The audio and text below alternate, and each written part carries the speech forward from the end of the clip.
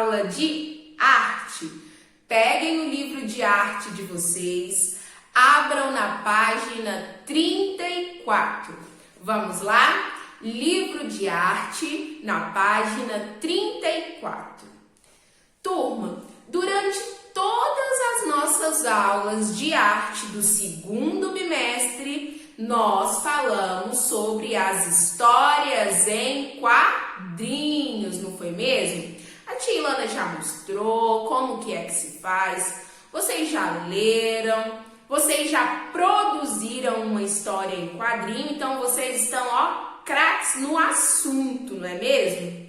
Hoje, nós só vamos relembrar alguns elementos presentes nas histórias em quadrinhos. Lembrando que toda história em quadrinho, como o próprio nome já diz, ela é sequenciada. A sequência dela está dividida por quadros, não é mesmo? Galera, toda história em quadrinho, ela tem que ter o quê? Um personagem. Esse personagem pode ser um super-herói, pode ser uma pessoa comum, pode ser um adulto, uma criança, um idoso. Isso vai depender das características presentes na sua história. Então, por exemplo, se tem uma história da Turma da Mônica, que é uma história em quadrinho bastante conhecido, dentro dessa história pode ter diversos personagens, como Mônica, Cebolinha, a Magali, o Chico Bento.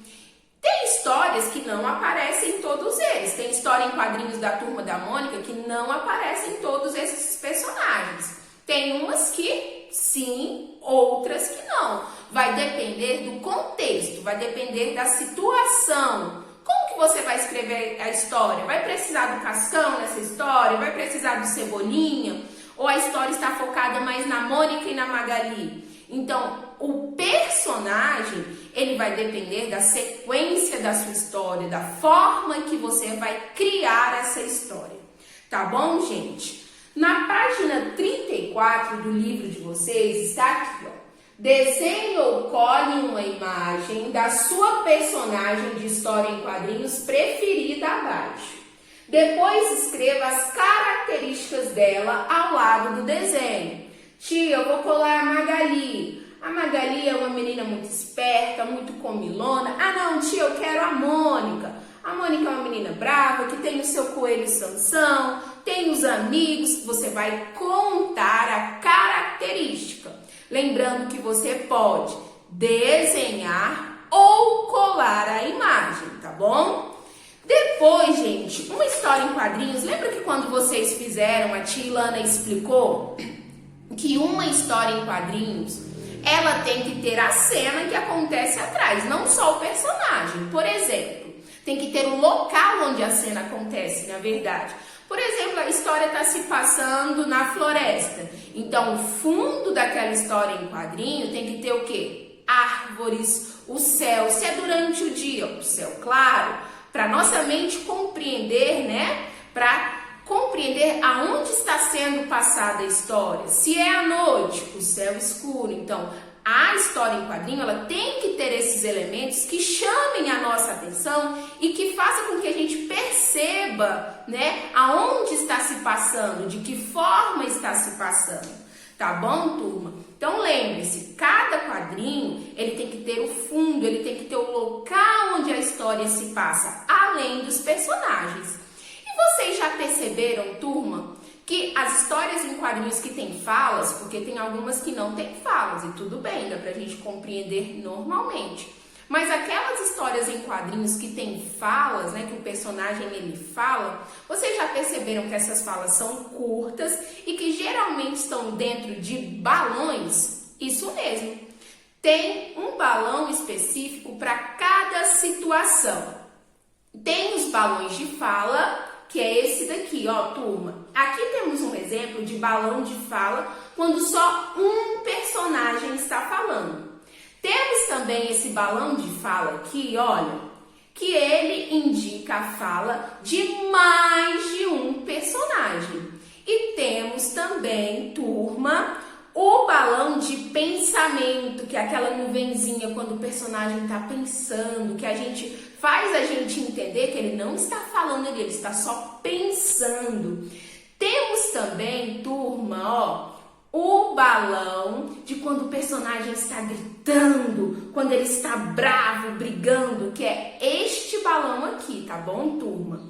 E temos também esse balão aqui que indica quando o personagem está falando baixinho, sussurrando, contando um segredo. Então, os balões de falas também são elementos presentes numa história em quadrinhos, tá bom, turma? Olha só, aí na página 35 do livro de vocês tem também o exemplo desses balões aqui, tá? Fiquem à vontade para ler. Em seguida, na página 36, tem as atividades. Olha só, pesquise em uma revista em quadrinhos os tipos de balões apresentados. Se você encontrar um tipo de balão diferente, mostre para o professor e para os colegas. Isso a gente vai fazer na nossa próxima aula de arte, não é mesmo? Porque a gente não está juntinho. Então, na próxima, a gente vai analisar essa questão. Questão 8. Existem também os balões que indicam sons. Qual é o significado dos sons indicados nos balões ao lado? Galera, esses balões aqui são bem comuns nas histórias em quadrinhos. Quando o personagem chora, você faz assim, ó. Buá! Quando bate na porta, toque-toque. Esse toque-toque já indica o quê? Que tem alguém batendo na porta. Puf, pof, indica que alguém caiu. Quando, por exemplo, a Mônica está dando uma mordida em algum alimento, a Magali está comendo sua melancia, vai ser ó, nhaque, nhaque. Indica o quê? O som da mordida. Então, esses balões também são bastante conhecidos nas histórias em quadrinhos.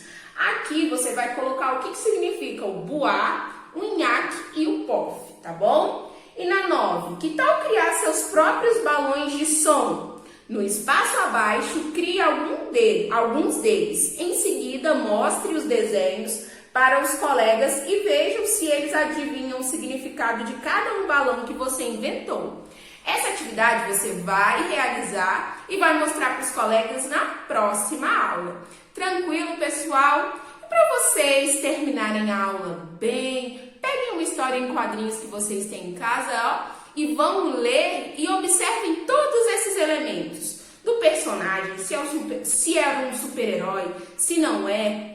Observem os tipos de balões presentes, observe o cenário onde se passa essa história.